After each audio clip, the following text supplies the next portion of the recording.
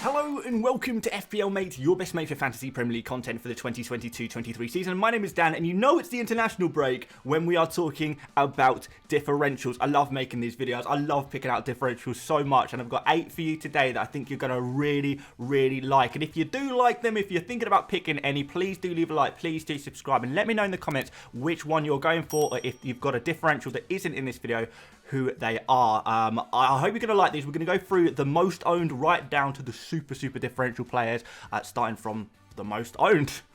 Okay, so our first player is James Madison, and usually I go for differentials under 5%, and Madison is currently at 5.4, so maybe I'm cheating slightly, but I still do think that 5.4% is still super differential for a player this good. Now, if you guys watched the game Leicester versus Spurs, you would have seen just how good Madison was in that game. He really did look absolutely fantastic, taking loads of shots on, creating as well for his teammates, and he's got this phenomenal run of fixtures now. Nottingham Forest and Bournemouth back-to-back, which is just amazing. And then we've got even Crystal Palace and Leeds United. You'd call these good fixtures as well. So if you're looking for the perfect 8 million-ish midfielder right now, I truly do believe it's Madison. Madison, I've said this before, but he's one of those players that if you own him at the right moments, you jump on him at the, the correct moments, you're absolutely going to fly. Your rank is going to fly, and everyone else is going to be playing catch-up.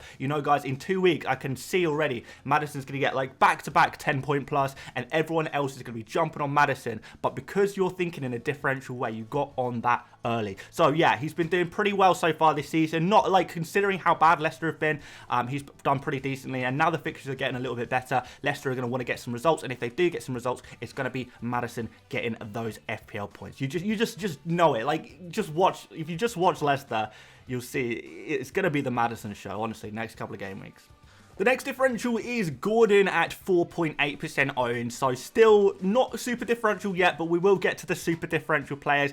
The reason I picked out Gordon, even though I don't think his fixtures are amazing, what I do think is amazing is his underlying stats. So I was going through some stats earlier on today, so shout out, of course, to Fantasy Football Hubs and their Opta-Stat tool. If you want to go check out their Opta-Stat tool, do go check out the link in the description to go have a look at the full thing. But basically, I was looking through who are the best performing midfielders right now, which midfielders are taking the most shots on, get the most expected assists, have the most expected points at the moment, and it is actually Gordon in third place. So it goes over the last 5 game weeks, or 6 game weeks, I suppose, the last 5 game weeks that have actually been played, it goes De Bruyne, then Martinelli, and then Anthony Gordon. So that's pretty insane, really, to think that Anthony Gordon is actually technically the third best midfielder on underlying stats right now, considering he's 5.6 million, playing for a kind of a weakish Everton team. So yeah, in terms of his form, he's actually been doing like really well, and he's kind of underperformed slightly. You can see 2.71 expected goals, just over 1 expected assist, and yet he's only got 2 goals. So maybe he's been a little bit unlucky not to get a few more FPL points. So I think going forward, maybe Gordon can get some nice, decent returns, particularly for that 5.6 like price tag. I think he is the best player to go for in that price tag, despite the fact that his fixtures are not amazing. The form is very clearly there. So if you're going for a form pick right now, look no further than Anthony Gordon. And in the not such a form pick category, I guess we have Jarrod Bowen at 4% owned. You probably know already that a decent amount of content creators and big FPL accounts are already going for Bowen, which is, fair enough. But you can see that his fixtures are reasonably decent. I know I usually say that Wolves at home isn't a great fixture, but we did see that last game that Nathan Collins actually got himself red carded. So Wolves without Nathan Collins, considering how few centre-backs they have at that club already, maybe that is going to leave some real fragility. And although West Ham have been bad, I think we all have to admit that West Ham have been pretty dreadful so far this season. Bowen is kind of still the star man. He still is kind of the guy, creating the most, taking the most shots on. The guy who looks the most promising, I suppose, if you watch the West Ham games. But more importantly, Bowen is just genuinely a good player. Like, we can't suddenly say, yes, the West Ham and Bowen have been in a difficult period of form, but you can't suddenly say that Bowen is a bad player. He's proven over the last 2.5 seasons, that he really is a top quality Premier League player. Like last season, he was, what was he, like the 3rd or 4th highest scoring player in the entirety of FPL. Like, that is not an easy achievement by any stretch of the imagination, especially when you're playing for West Ham. So hopefully with these slightly better fixtures, Wolves at home with their lack of Collins, and then Fulham at home, and then Southampton away after that. I really do feel like there's some real opportunities for a player like Bowen, who is on penalties as well now, by the way, guys. Penalties, it adds to his flavour, it adds to his spice. I think there's a lot to like about Bowen, but it is speculative. So if you're not happy to go on a speculative player and you rather see a player who's already got results, then fair enough, Bowen might not be for you. But if you want to try and see if you can get ahead of it, like try and get ahead of the results, if you like, you know, get him before he starts scoring points, like ready for him to start scoring points. You know, you kind of get what I'm saying. Then Baby Bowen is a player you'd be willing to take an 8.1 million punt on. It's a lot of money, but you can see this paying off. It's speculative though.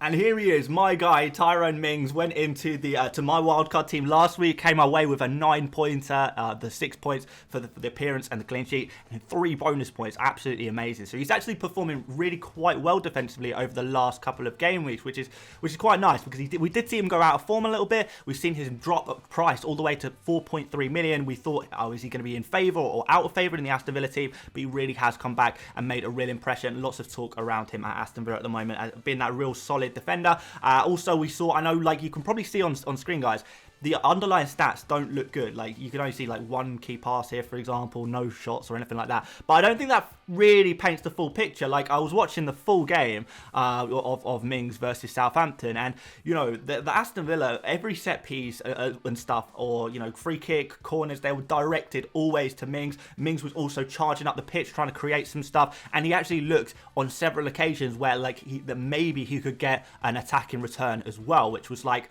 pretty wild actually. So he is still one of those, but I know the underlying stats do not say it, but the eye tests watching the games can tell you very clearly that Mings has the potential to get attacking returns. I'm not saying it's going to happen. I'm not going to tell you when it's going to happen or why it's going to happen, but it will happen probably almost randomly at some point over the next several game weeks. So we've got some really nice fixtures for Aston Villa right now.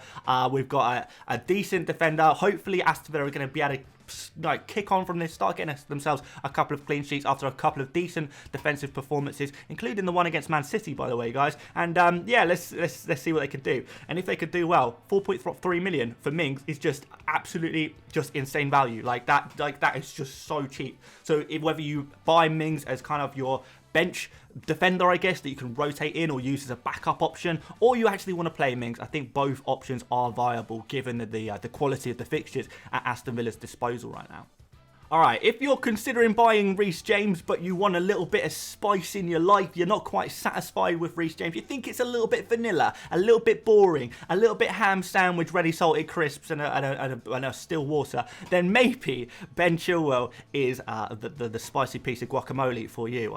There's a Mexico shirt. Yeah, but by the way, have you noticed the Mexico shirt for the spicy differentials?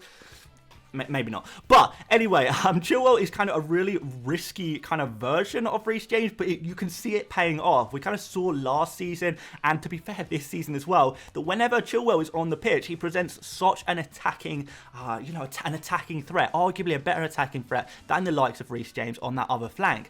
The problem is he going to play? Is he going to get some starts or not? Now, the last game available for Chelsea was that game against the name escapes me. I was at the game, Salzburg. I was at the Salzburg game, and Chilwell did play in that game. He started in that game. That was his first start since game week 1. We know he's been injured in and out, playing in the under-23s, playing a few minutes in the Premier League, but he is starting. With the last game available to him, he did start. Now, we've also got a decent amount of time before Chelsea's next game in game week 9, and it's a decent opportunity for some clean sheets because it's a game against Crystal Palace, who don't have the most amazing attack in the world. So clean sheets are possibly available under Potter's Chelsea. You know, they've got a decent amount of time to set up. Chilwell is hopefully going to be back to his best by that point, and hopefully playing in that left wing back / left midfield position, despite the fact he's listed as a midfielder. And if he does play, you know, you can imagine if he plays the same amount of minutes as a Reece James, that he matches Reece James, maybe even beats it. So if you're feeling spicy, if you want spicy Reece James in your team, then Ben Chilwell is probably your guy. Right, I thought I'd throw a goalkeeper in here, and those of you who watched my my wildcard draft team, which is a video I uploaded a couple of days ago, then you will already know about this one, Guaita, Vicente Guaita. It's quite a nice pick. I actually quite like this one. I know people are probably going to say, oh, well, Crystal Palace, they've conceded quite a few goals so far this season, but they've only played a few games, and of the few games, they've already played, well, Liverpool, Arsenal, Man City. You know, they've had a tough run of fixtures. They played Newcastle as well. They kept a clean sheet against Newcastle in their last game. So, I mean, it's food for thought, right, guys? And we've got some fixtures here where you can imagine Crystal Palace could potentially keep a clean sheet. You know, that Wolves game at home, for example, in game week 12. But yeah, you know, most of all, I just feel like Crystal Palace are a fairly decent defence. 4.5 million. If you're looking for a 4.5 million goalkeeper, you're looking for a goalkeeper slightly on the cheaper side. And I feel like Guaita would probably be my #1 pick of the 4.5 million goalkeepers. Now, it's up to you. Do you prefer Guaita? Do you prefer Nick Pope? Have you got Trippier? Do you want to double up on the Newcastle defence? If you're just looking for something slightly different in goal, I do genuinely feel like Vicente Guaita is probably one of the best options to go for, and he's only 1.4% owned, so a super differential. It's also kind of difficult to pick a Crystal Palace defender. Maybe Anderson. Gay is kind of cheap, isn't he, as well at the moment? Who do you go for? But maybe Guaita is the one, because you know he's going to be able to get some save points as well, which he's always done pretty well for save points over the years, I guess, in the Premier League. So yeah, I like this one. I genuinely like him. He's a differential. He's a decent goalkeeper. Probably one of the best goalkeepers you can go for, full stop. And not many people have kind of clocked onto that yet, I don't think. Just because they've seen Crystal Palace's results, not really taken into account Man City, Liverpool. They only conceded 1 goal against Liverpool. You know, only conceded 2 goals to Arsenal. They're really not that bad defensively, seriously. And yeah, I think they can kick on and get some clean sheets, really.